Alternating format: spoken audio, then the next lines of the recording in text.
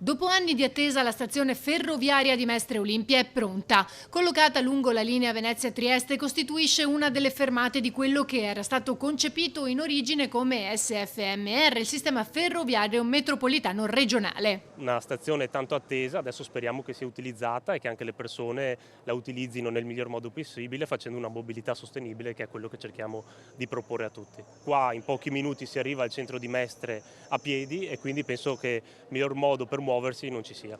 Il taglio del nastro a pochi mesi dall'entrata in funzione della fermata La Gazzera sulla linea Venezia-Udine. Come spiegato dalla Regione Veneto, si tratta di un intervento strategico che conclude una catena complessa che ha visto la realizzazione di 2 fermate e della viabilità che le collega e una partecipazione finanziaria consistente da parte della Regione, del Comune di Venezia e di RFI. Garantisce la piena accessibilità a tutti i quartieri che sono intorno alla stazione. È accessibile per tutti gli utenti attraverso gli ascensori e le rampe, ha 200 parcheggi, avrà degli stalli per le biciclette, ha dei posti per i PRM, ha dei collegamenti stradali che la ammagliano bene col territorio circostante.